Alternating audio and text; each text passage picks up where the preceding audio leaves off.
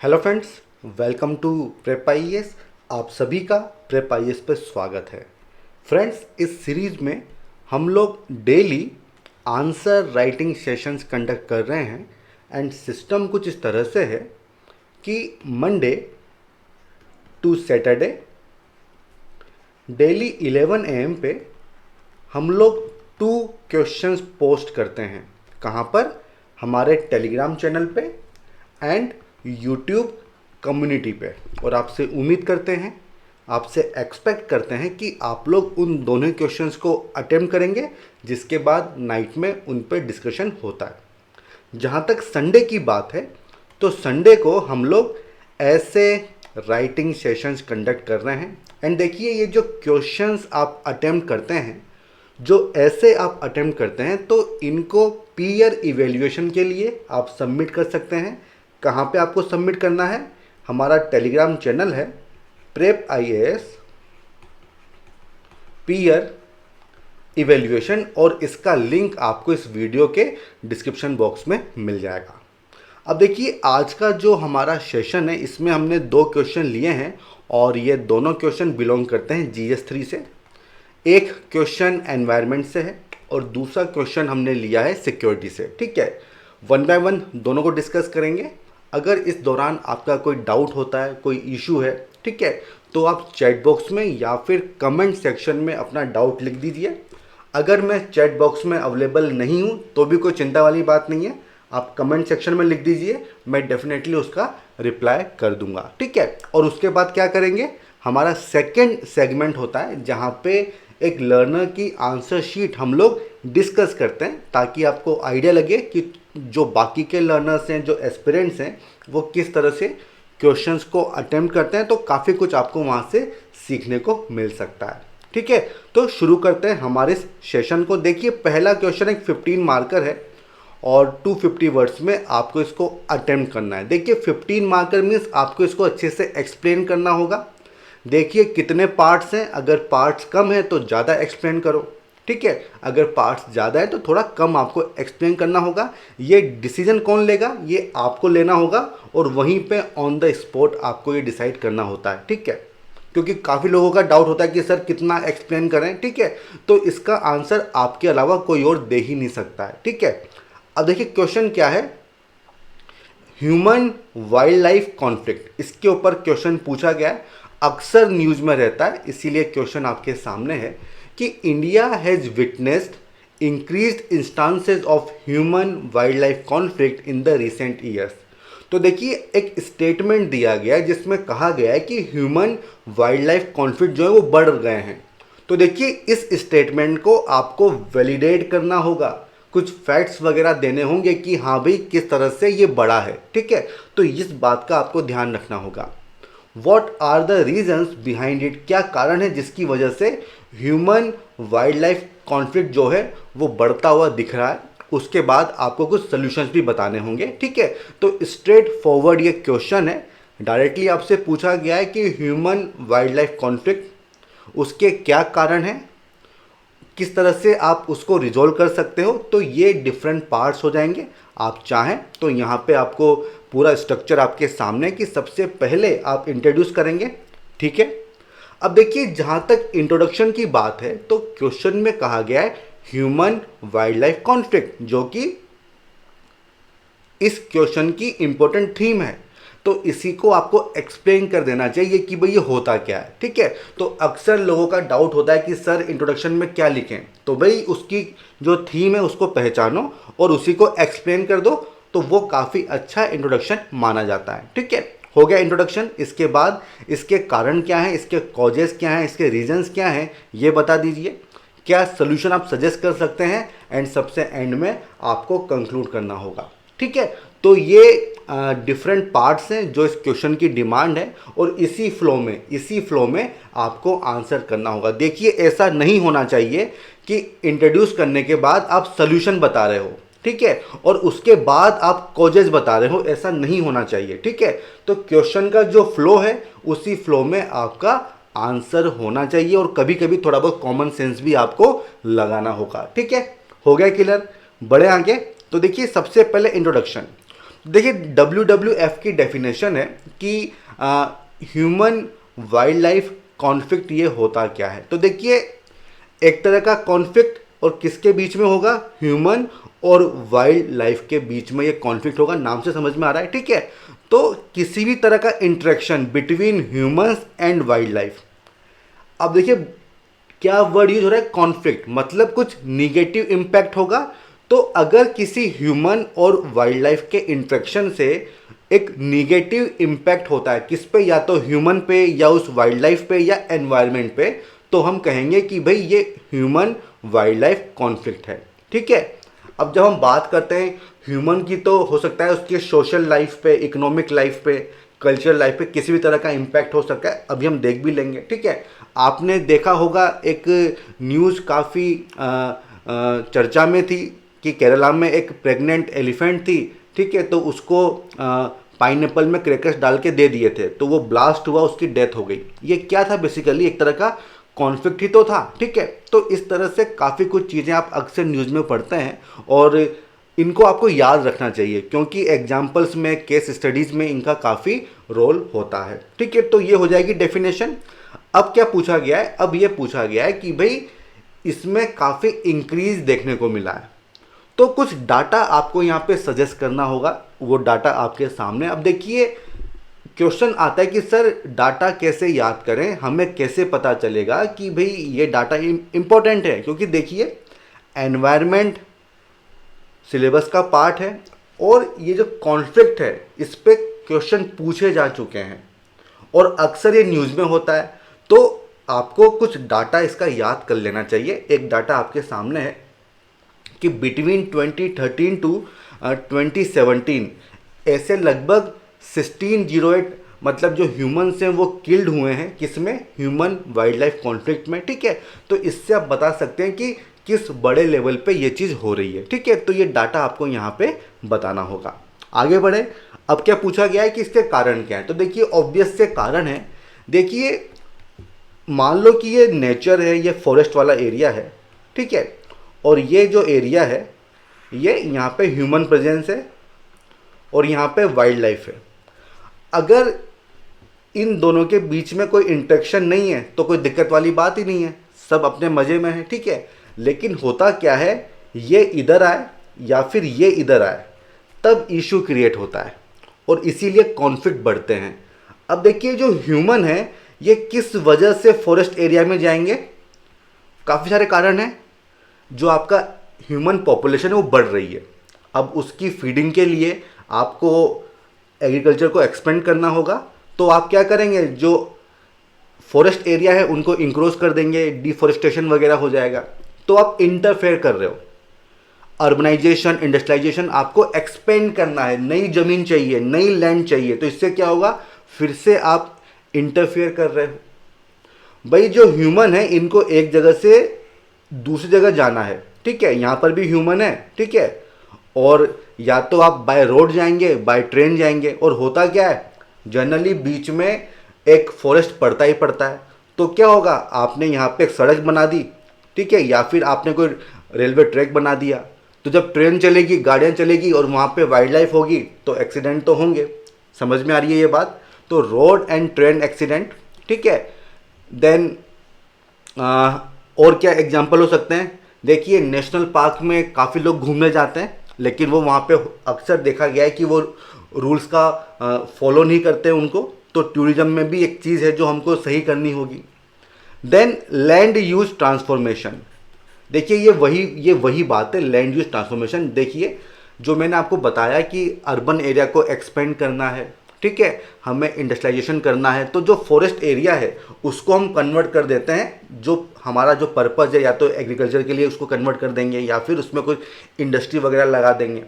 इसके अलावा live stock grazing, देखिए क्योंकि इन फॉरेस्ट एरिया के पास में आपको एग्रीकल्चर फील्ड्स मिलते हैं, ठीक है, तो ऐसा भी हो सकता है कि जो वाइल्ड लाइफ है ये यहाँ पे आ जाए। अभी तक तो हमने देखा था कि ह्यूमन किस तरह से इंटरफेयर कर रहा है, लेकिन कभी कभी ऐसा भी हो सकता है कि जो वाइल्ड लाइफ है वो बाहर निकल के जो आसपास के जो एग्रीकल्चर एरिया है वहाँ पे चली जाए, तो इससे क्या होगा, जो क्रॉप्स हैं वो ख़त्म हो जाएंगी और इससे भी कॉन्फ्लिक्ट बढ़ता है। अब देखिए ये जो वाइल्ड लाइफ है ये इधर क्यों आती है, क्योंकि अंदर इनके लिए पर्याप्त प्रे पॉपुलेशन नहीं है, शिकार इनके पास नहीं है। और शिकार क्यों नहीं है? क्योंकि पोचिंग वगैरह हो जाती है, ठीक है। तो इसकी वजह से भी ये जो वाइल्ड लाइफ है ये बाहर निकलने पे मजबूर होती है, ठीक है। तो ये सारे पॉइंट, एक पॉइंट छूट गया, बिजली के खंभे या बिजली के तार वगैरह देखे होंगे आपने, इलेक्ट्रोक्यूशन। देखिए अक्सर जो एग्रीकल्चर फील्ड्स होते हैं उसके चारों तरफ बिजली के तार लगा दिए जाते हैं। अब जब कोई वाइल्ड लाइफ उसमें एंटर करेगी तो उसको करंट लगेगा, झटका लगेगा, उसकी डेथ हो जाएगी, ठीक है। तो ये सारे पॉइंट्स हैं जो इस कॉन्फ्लिक्ट को बढ़ाने का काम करते हैं। आगे समझ में कोई डाउट नहीं होगा, ये आसान सी चीज़ है। इसके बाद कहा गया है कि भाई आप कैसे इसको रिजोल्व करोगे। तो देखिए जो आपने इश्यूज बताए हैं ना, उन्हीं के सोल्यूशन बता दीजिए।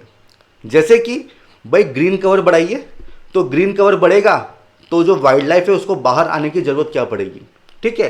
तो कोशिश करिए कि जो फॉरेस्ट है उनका एक्सपेंशन हो, और फॉरेस्ट में ही जो वाइल्ड लाइफ है उनके लिए सफिशिएंट फूड एंड वाटर की अवेलेबिलिटी हो। पॉन्ड्स वगैरह बना दीजिए, प्रे पॉपुलेशन वहाँ पे अच्छे से होनी चाहिए, ठीक है। इसको कर दोगे। जो हम बात कर रहे थे कि एक्सीडेंट्स वगैरह होते हैं, तो देखिए आप अंडरपास बना सकते हैं। मान लो कि ये एक फॉरेस्ट एरिया है, ठीक है ना, मान लो ये फॉरेस्ट एरिया है और यहाँ पे एक रोड बनना है, तो भाई इसको एलिवेटेड कर दो, ठीक है, ताकि जो वाइल्ड लाइफ है वो नीचे से चली जाए, ठीक है। तो अंडरपास बना सकते हो, ओवरपास आप बना सकते हो, ठीक है। टेक्नोलॉजिकल इनोवेशन, जैसे कि भाई आप रेडियो कॉलर्स वगैरह लगा दो ताकि आपको पता चल जाए कि भाई कौन सा वाइल्ड लाइफ एनिमल कहाँ पर है। आप जीपीएस से ट्रैक कर सकते हो, उनका यूज़ कर सकते हो, ठीक है। बायो फेंसिंग बैरियर, देखिए बिजली के तार लगाने से तो अच्छा है कि आप बायो फेंसिंग कर दो, जैसे कि लेमन ग्रास होती है, ठीक है। तो ये भी एक बहुत अच्छी फेंसिंग का काम करती है। आप चिली के जो प्लांट्स हैं आप उनको लगा सकते हो, ठीक है। तो ये सब चीज़ें हैं जिनसे आप वाइल्ड लाइफ को एंटर होने से रोक सकते हो। देन कैपेसिटी बिल्डिंग प्रोग्राम, देखो जो पुलिस ऑफिसर्स हैं, जो फॉरेस्ट ऑफिसर्स हैं, उनको ट्रेनिंग दो कि किस तरह से आपको ऐसी सिचुएशन को फेस करना है, डील करना है, ताकि ये दोबारा से ना हो। तो उनका कैपेसिटी बिल्डिंग प्रोग्राम्स आपको चलाने होंगे, मींस उनको ट्रेनिंग वगैरह आपको देनी होगी। और देखिए मल्टी स्टेक होल्डर अप्रोच, ये बहुत ज़रूरी है। देखिए जितने भी स्टेक होल्डर्स हैं उन सबको आपको इन्वॉल्व करना होगा। एनजीओ हो गए, वहाँ के लोकल पॉपुलेशन हो गई, जो आपकी ट्रेडिशनल नॉलेज है, क्योंकि पहले भी तो ऐसा होता होगा ना, तो पहले लोग कैसे इसको सॉल्व करते थे, तो वो जो ट्रेडिशनल नॉलेज है उससे आप काफ़ी कुछ सीख सकते हैं। कुछ रिसर्च वगैरह इस फील्ड में हो रही है तो उससे आप सीख सकते हैं। तो इन सब का आपको ध्यान रखना होगा, ठीक है। तो ये वो सारे तरीके हैं जिससे इसको आप कम कर सकते हो, ठीक है। अब आता है कंक्लूजन। देखिए कंक्लूजन में आप ना कोई लॉन्ग टर्म सोल्यूशन दे सकते हो, जैसे कि भाई कॉन्फ्लिक्ट होगा तो भाई डेथ भी हो सकती है, ठीक है, डेथ भी हो सकती है। तो अगर ऐसा कुछ इंसिडेंट होता है तो भाई प्रॉपर कंपनसेशन वगैरह देना चाहिए टाइम पे, ताकि जो लोगों का गुस्सा है, जो आक्रोश है, वो एक बड़े लेवल पे ना पहुंचे, ठीक है। इस चीज़ का ध्यान रखो। दूसरा अवेयरनेस प्रोग्राम जो है वो बहुत ज़रूरी है। जो सोसाइटी है उसको आपको सेंसिटाइज करना होगा, उनको अवेयर करना होगा कि यार अगर आप किसी के घर में घुस रहे हो तो वो आपका वेलकम तो करेगा नहीं, बिना बताए जाओगे तो वो तो रिस्पॉन्ड करेगा ही सही ना। तो अगर ह्यूमन जो है एंटर करते हैं वाइल्ड लाइफ में तो उनका स्वागत तो नहीं होगा, ठीक है। तो कोशिश करें कि अपने एरिया में रहें, क्योंकि सबको अपना एरिया पसंद होता है, सबको एरिया चाहिए। और आप जानते हैं कि जो वाइल्ड लाइफ होती है इनकी टेरिटरी काफ़ी बड़ी होती है, तो उसका हमको सम्मान करना चाहिए, ठीक है। उसकी हमको रिस्पेक्ट करनी चाहिए। जो डूज एंड डोंट्स हैं, ठीक है, उनको हमको फॉलो करना चाहिए, ठीक है। आगे समझ में लिख लोगे ना, अब तो कोई दिक्कत नहीं आएगी ना। अगर कोई इशू है तो पूछ लेना। अब हम बढ़ते हैं सेकेंड क्वेश्चन की तरफ, जो कि देखने में बहुत ही डिफिकल्ट क्वेश्चन लग रहा है, बट अगर आप थोड़ा सा उसको 2 से 3 बार पढ़ोगे ना तो ये बहुत ही आसान सा क्वेश्चन है। मैं आपको बताऊंगा कैसे। देखिए 15 मार्कर है और सिक्योरिटी से लेके, और देखिए इस तरह के क्वेश्चन आप एक्सपेक्ट कर सकते हैं मेंस में, क्योंकि कोविड-19 ने काफ़ी सारे चैलेंज हमारे सामने पोज किए हैं, ठीक है। काफ़ी सारे चैलेंज हमारे सामने आए हैं, तो उनमें से किसी पे भी क्वेश्चन आ सकता है। और इसी तरह का एक क्वेश्चन आपके सामने है कि कोविड-19 pandemic has expanded and rearrange the concept of national security. तो भाई नेशनल सिक्योरिटी का जो भी कॉन्सेप्ट अभी चलता था उसको एक्सपेंड किया है, उसको रीअरेंज किया है।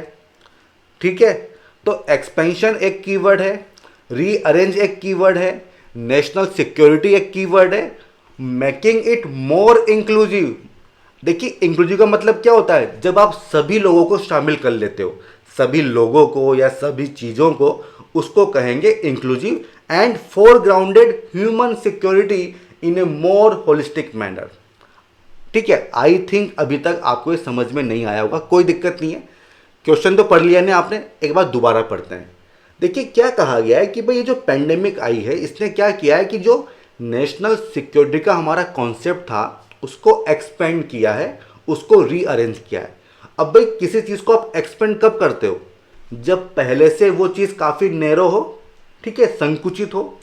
तो जब हम नेशनल सिक्योरिटी की बात करते हैं तो आप सोचिए, इंडिया नेशनल सिक्योरिटी, सबसे पहले आपके माइंड में क्या आएगा, हमारी आर्म्ड फोर्सेस आएगा ना, national security, military, armed forces, यही सामने आएगा ना। राफेल, हमारे पास कितनी मिसाइल्स हैं, क्या हम सामना कर सकते हैं। तो मीन्स इसका कहने का मतलब ये है कि अभी तक कोविड-19 से पहले तक जब हम नेशनल सिक्योरिटी की बात करते थे तो हमारा फोकस होता था मिलिट्री पे, आर्म्ड फोर्सेस पे, वेपन्स ऑफ मास डिस्ट्रक्शन पे, ताकि हम सामना कर सकें, जो हमारी टेरिटरी है उसको बचा सकें। ये हमारा मेन फोकस होता था जब हम बात करते थे नेशनल सिक्योरिटी की। लेकिन कोविड में ऐसा कुछ हमको देखने को मिला कि ये जो हमारा फोकस है ये हमको काफ़ी नैरो लगने लगा है, काफ़ी संकुचित लगने लगा है। मीन्स केवल टेरिटरी बचा लेना ही सब कुछ नहीं है, बल्कि आपका फोकस होना चाहिए ह्यूमन सिक्योरिटी पे। किस तरह से, आप देख लीजिए कि इतनी बड़ी बड़ी कंट्रीज हैं, सबके पास दुनिया भर के वेपन्स हैं, आर्म फोर्सेस हैं, मिलिट्री है, हर चीज़ है, लेकिन उसके बावजूद भी कितनी डेथ्स आपको देखने को मिली है। ठीक है, तो केवल मिलिट्री पे फोकस करके जो आपकी पॉपुलेशन है, जो ह्यूमन है, आप उनको सिक्योर नहीं कर सकते हो। आपका फोकस और भी चीज़ों पे होना चाहिए। किन चीज़ों पे, वो आपको मिलेगा। कोविड-19 ने हमको क्या सिखाया है भाई, लॉकडाउन लग गया, आपको असेंशियल गुड्स ही नहीं मिल रहे हैं। ठीक है, गरीबी बढ़ती जा रही है, नौकरियां नहीं मिल रही है, फूड क्राइसिस हो रहा है, इवन आप देखिए ड्रग्स अवेलेबल नहीं है। आप देखिए हाइड्रोक्सीक्लोरोक्विन, कितनी डिमांड थी, इंडिया के पास था, इंडिया ने यूएसए को सप्लाई दी है। किसको, यूएसए को इंडिया ने दी है। तो भाई कोविड-19 ने हमको सिखा दिया कि भाई ये जितनी भी सप्लाई चेन्स हैं ये काफ़ी अनप्रिडिक्टेबल हैं, आप इन पे श्योर नहीं हो सकते हो। क्योंकि इस पेंडेमिक में देखिए जो फिजिकल कनेक्टिविटी होती है, जो फिजिकल मूवमेंट था वो एकदम बंद हो गया था। जो हमारी असेंशियल सप्लाईज होती हैं वो बंद हो गई थी। आप किसी भी नेशन पे ट्रस्ट नहीं कर सकते थे, भाई कहाँ से करोगे, वो पहले खुद को बचाएगा कि औरों के लिए देगा। समझ में आ रहा है ना। तो जब हम बात करते हैं ह्यूमन सिक्योरिटी की तो उसको भी हमको इंक्लूड करना होगा। मीन्स जो नेशनल सिक्योरिटी है उसको हमको उसका जो डोमेन है और बढ़ाना होगा, ह्यूमन सिक्योरिटी को उसमें शामिल करना होगा। और जब हम बात करते हैं ह्यूमन सिक्योरिटी की तो उसमें हेल्थ सिक्योरिटी सामने आएगी, उसमें फूड सिक्योरिटी सामने आएगी, एजुकेशन, हर चीज सामने आएगी। इसका मतलब इन सब पे भी हमको फोकस करना होगा। आई होप अब आप समझ गए होंगे कि इस क्वेश्चन की डिमांड क्या है। ठीक है, काफ़ी अच्छे से मैंने कोशिश की है कि आपको एक्सप्लेन कर दूं। ठीक है, तो जब भी कोई अजीब सा क्वेश्चन आपको दिखे ना तो उससे घबराना नहीं है, 2 से 3 बार पढ़ो, जो उसके कीवर्ड्स है ना उन पे फोकस करो और थोड़ा क्वेश्चन पूछो, यार ये क्यों पूछा है, क्या ये न्यूज़ में था, क्या इससे क्या होगा। अगर इस तरह से आप खुद से बातें करोगे ना, सवाल करोगे, तो कुछ कुछ तो आपको समझ में आराम से आ ही जाएगा। ठीक है, तो भाई अब ये जो क्वेश्चन है इसमें आप सबसे पहले इंट्रोड्यूस करेंगे, सबसे एंड में कंक्लूड करेंगे। और क्या पूछा गया है कि भाई इम्पैक्ट ऑफ कोविड-19 ऑन नेशनल सिक्योरिटी। सिंपल सी बात ये है और इसी में आपको एक्सप्लेन करना होगा कि किस तरह से जो ये कॉन्सेप्ट है इसको आपको एक्सपेंड करना होगा, रीअरेंज करना होगा, इसको इंक्लूसिव बनाना होगा। तो ये तीनों डायमेंशन इसी एक पॉइंट में शामिल हो जाएगी, कोई दिक्कत वाली बात नहीं है। अब देखिए किस तरह से इंट्रोड्यूस करेंगे, वही जो मैंने आपको शुरू में बताया कि अगर हम 20th सेंचुरी की बात करें तो ये जो एरा था इसमें मेन फोकस किस पे था, मिलिट्री कंसिडरेशन पे। भाई कितनी मिसाइलें तेरे पास, कितने एयरक्राफ्ट हैं तेरे पास, ठीक है, कितने शिप्स हैं आपके पास, ठीक है, तो उस पर ही पूरा फोकस होता था, कितने न्यूक्लियर वेपन है आपके पास, ठीक है। तो टेरिटरी को आपको प्रोटेक्ट करना है। लेकिन देखिए, लेकिन अभी जो कोविड-19 पेंडेमिक आई है, ठीक है, ये जो थ्रेट है और इसका क्या इम्पैक्ट होगा ह्यूमन सिक्योरिटी पे, ये उस जमाने में ज़्यादा मायने नहीं रखता था, इतनी इंपॉर्टेंस इसको नहीं मिलती थी, ना ही इसको फंड्स वगैरह मिलते थे, ना ही इसके अकॉर्डिंग जो कैपेसिटी बिल्डिंग है वो की जाती थी। इस बात से समझ पा रहे होंगे 20th सेंचुरी, क्योंकि उस समय ये कुछ होता था नहीं, ये तो हमको अभी देखने को मिला है। तो भाई ये जो कोविड-19 आया तो इससे क्या चेंजेज हुए। देखिए, इस पेंडेमिक ने हमको तो ये सिखा दिया कि ये जो हमारा इंटरनेशनल सिस्टम है, जहाँ पे ग्लोबल कनेक्टिविटी है, फिजिकल मोबिलिटी है, ये एक झटके में जो है ख़त्म हो सकता है। और इससे कितना नुकसान पहुंचेगा वो आपके सामने है कि जो असेंशियल गुड्स हैं, इवन देखिए ऑयल नहीं मिल पा रहा है, ठीक है, इवन ड्रग्स नहीं मिल पा रही, मैंने आपको एग्जांपल दिया था, ठीक है। तो ये सब प्रॉब्लम जो है वो ज़्यादा सीरियस हैं, क्योंकि अगर असेंशियल गुड्स वगैरह नहीं मिलेंगे, फूड सिक्योरिटी वगैरह नहीं मिलेगी, तो भाई इसी की वजह से कॉन्फ्लिक्ट हो जाएगा। वेपन्स से आप क्या करोगे, वेपन से आप क्या करोगे, बहुत सारे मुद्दे मिल जाएंगे कॉन्फ्लिक्ट होने के, ठीक है। इस चीज़ को आपको समझना होगा। अब देखिए, काफ़ी देखने में आया कि जो बहुत ही तगड़े एलाइज थे, जैसे कि यूरोपियन यूनियन में जितनी भी कंट्रीज हैं वो बहुत अच्छी एलाइज हैं, तो वो भी आपस में मना कर रही थी कि भाई मैं आपको ये चीज़ नहीं दे पाऊंगी। इटली यूरोपियन यूनियन को देने से मना कर रहा था, क्योंकि उसके पास ही इतने रिसोर्सेज नहीं थे, ठीक है। हम बात करते हैं मिलिट्री की, इवन जो मिलिट्री के जो आर्म फोर्सेस के जो ऑफिसर्स थे, ठीक है, वो खुद इनसे बच नहीं पाए थे, वो भी इन्फेक्टेड हुए थे, डेथ्स वगैरह भी हुई थी, ठीक है। तो इसने ये बता दिया कि भाई मिलिट्री पे फोकस ठीक है, जरूरी है, लेकिन कंप्लीट फोकस उस पर देना सही नहीं है, और भी काफ़ी सारी चीज़ें हैं जहाँ पे आपको ध्यान देने की ज़रूरत है। अब देखिए, यहाँ पे एक बहुत ही फेमस डॉक्ट्राइन है जिसको बोलते हैं इन डिविजिबिलिटी डॉक्ट्राइन, और किसने दी थी, ये गोर्बाचेव ने दी थी, रशियन है, उन्होंने ये दी थी। देखिए, ये बेसिकली इन्होंने दी थी, उस समय न्यूक्लियर वेपन का काफ़ी ज़माना था, तो वहाँ पे उन्होंने कहा था कि भाई security is indivisible, there could be either equal security for all और नन एट ऑल। इसको समझिए, इसको समझ गए तो बात समझ में आ जाएगी।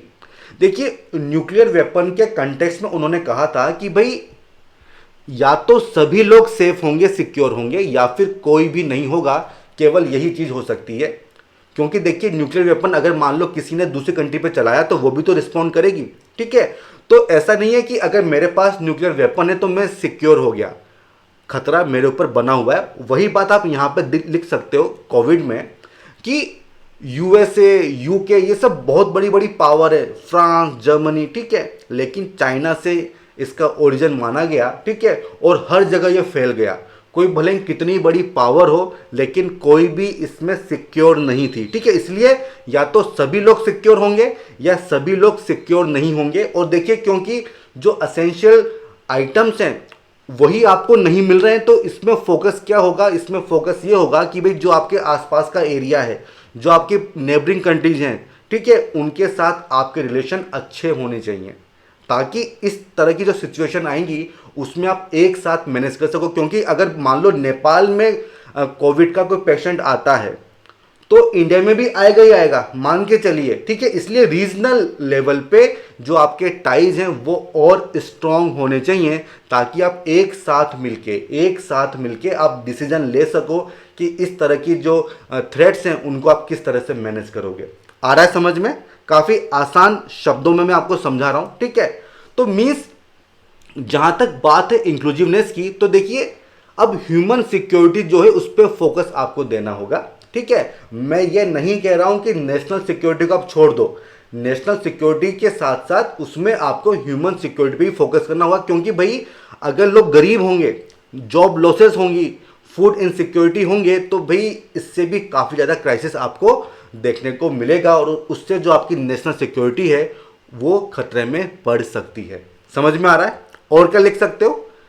और ये लिख सकते हो कि जो हेल्थ सिस्टम है उस पर आपको फोकस करना होगा, सिंपल सी बात है। और काफ़ी सारी डायमेंशन है, जैसे कि वेस्ट सिक्योरिटी, शेल्टर, एजुकेशन, इन सब पे भी हमको फोकस करना चाहिए, ठीक है। तो ये हो जाएंगे जो उस क्वेश्चन की मेन डिमांड है। अब आपको कंक्लूड करना होगा। तो देखिए, जब आप नई नई डायमेंशन डाल रहे हो तो उसके लिए पैसा कहाँ से आएगा, उसके लिए फंड्स कहाँ से आएंगे। तो इससे से आप एंड कर दो कि भाई जो हमारे बजटरी अलोकेशन है उनको हमको प्रायोरिटाइज करना चाहिए, ठीक है। और जो ह्यूमन सिक्योरिटी है उसको भी हमको कंसीडर करना चाहिए, ताकि अगर फ्यूचर में फिर से ऐसी पेंडेमिक आती हैं तो हम बेटर प्रिपेयर्ड हों, ठीक है। जिस तरह का डिवास्टेशन अभी देखने को मिला वो फर्दर न देखने को मिले, इसके लिए हमको सभी चीज़ों पे ध्यान देने की ज़रूरत है। आगे समझ में बढ़े आगे। तो देखो, जो फर्स्ट सेगमेंट है वो तो हमारा ख़त्म हो गया। अब हम आते हैं सेकंड सेगमेंट पे, और इसमें हम क्या करते हैं, लर्नर की आंसर शीट को डिस्कस कर लेंगे। देखिए, इन्होंने शुरुआत की है डेफिनेशन से। डेफिनेशन ठीक है और इम्प्रूव हो सकती थी, ठीक है, लेकिन ठीक डेफिनेशन है, कोई इशू नहीं है। फिर आपने बताया कि ये क्यों न्यूज में था, वही आपने केरला वाला एग्जाम्पल दिया। देखो, ये बहुत अच्छी चीज़ है क्योंकि ये बहुत न्यूज में था। जो एग्जामिनर होगा उसने भी पढ़ा होगा, तो अगर जो चीज़ उसको पता है वही चीज़ आप लिख रहे हो तो एक अच्छा इंप्रेशन पड़ता है। लेकिन देखो यहाँ पे ना आपने क्या किया, फिर आपने दो एग्जाम्पल और दिए कि भाई Karnataka university Dharwad wild elephant is spotted in the campus. अब देखो, ये बहुत सिंपल सी न्यूज होती हैं, इनको लिखने की जरूरत नहीं है, आपने ऑलरेडी एक पॉइंट लिख दिया है, ठीक है। ऐसे इंसिडेंट तो बहुत सारे होते हैं, ठीक है, तो इनको मत लिखो। जो न्यूज़ काफ़ी ज़्यादा चर्चा में है, काफ़ी डिस्कशन में, उसको लिखने की ज़रूरत बनती है। इनकी ज़रूरत नहीं है कि भाई उस कैंपस में एक लेपर्ड घुस गया, ठीक है, ये तो होता ही रहता है, तो इसको लिखने की ज़रूरत नहीं है। इससे क्या होगा, स्पेस और टाइम दोनों की बर्बादी होगी। अब देखिए, इसके बाद आपने बताया रीजंस। तो देखो, आपने उस चीज़ को वैलिडेट नहीं किया है कि भाई किस तरह से ये जो कॉन्फ्लिक्ट है ये बढ़ रहा है, तो वो एक मिसिंग चीज़ है जिस पे आपको फोकस करना चाहिए। और क्या रीजंस हैं कि जो प्रोटेक्टेड एरियाज हैं वो कम है, एक्सपेंशन हो रहा है, illegal grass and would collection, expansion of transport network. देखो, इसको एक्सप्लेन करो कि इसमें होता क्या है। इसमें होता क्या है कि एक्सीडेंट्स वगैरह हो जाएंगे। एक्सपेंशन कर रहे हो भाई तो थोड़ा सा एक्सप्लेन करो ना कि पॉपुलेशन बढ़ रही है। एक लाइन तो आपको लिखनी चाहिए, अर्बनाइजेशन एंड इंडस्ट्रियलाइजेशन, तो ये पॉइंट भी ठीक है, ठीक है। आगे बढ़ते हैं। इसके बाद आपने बताया सोल्यूशन। तो देखो, आपने पॉइंट्स काफ़ी कम लिखे हैं, और भी पॉइंट्स हैं वो मैं आपको बता चुका हूँ, टूरिज्म वगैरह हो गया, उन सबको आप लिख सकते हो, ठीक है। तो ये सब आप ग्रेजिंग की बात कर सकते हो, वो आपने नहीं लिखा है। अब आते हैं सोल्यूशन। भाई, फॉडर वाटर सोर्सेज का अरेंजमेंट करो। देखो, ये पॉइंट आप लिख सकते थे वहाँ पे कि प्रे बेस वगैरह नहीं है। क्रिएशन ऑफ बैरियर्स, भाई किस तरह के बैरियर्स ये बताओ ना, कि भाई बायो बैरियर्स जो हमने डिस्कस किए थे उनकी आप बात कर सकते हो, बायो फेंसिंग की बात कर सकते हो, ठीक है। तो एग्जाम्पल दो, इस तरह से लिखने से काम नहीं चलेगा। Then prohibition of entry of women humans in identified conflict areas, empowering local authorities, compensation. अब देखो, थोड़ी स्पेलिंग का देखना, कंपनसेशन एंड इंश्योरेंस, तो ये पॉइंट सही है, बट देखो जो की पॉइंट है ना, रिलेवेंट पॉइंट है, वो थोड़ा आपने मिस किए हैं। जैसे कि आप अंडरपास की बात कर सकते थे, ठीक है, वो एक चीज़ मिसिंग लगी। आप बात कर सकते थे कि भाई टेक्नोलॉजी का यूज़ करो, आप बात कर सकते थे कि भाई जो ग्रीन कवर है आप हम उसको एक्सपेंड करेंगे। तो जो की पॉइंट है ना वो थोड़ा मिसिंग है। बाकी पॉइंट्स आपने लिखे हैं, लेकिन प्रायोरिटाइज करो, अच्छे पॉइंट्स पहले लिखो। फिर आपने क्या लिखा है, mitigating human wild life conflict is not an easy task. सही बात है, ईजी तो कुछ भी नहीं है लाइफ में। Preventive measures have to be done continuously, तो भाई एक आध मेजर्स सजेस्ट कर देते, अवेयरनेस की बात कर देते, ठीक है। देखिए, अवेयरनेस एक ऐसी चीज़ है जो आप मैक्सिमम क्वेश्चन में लगा सकते हो, ठीक है। हालांकि रिपीट ज़्यादा मत करो, लेकिन जब आपको कुछ समझ में नहीं आ रहा हो ना, तो अवेयरनेस आप हमेशा फिट कर सकते हो, ठीक है।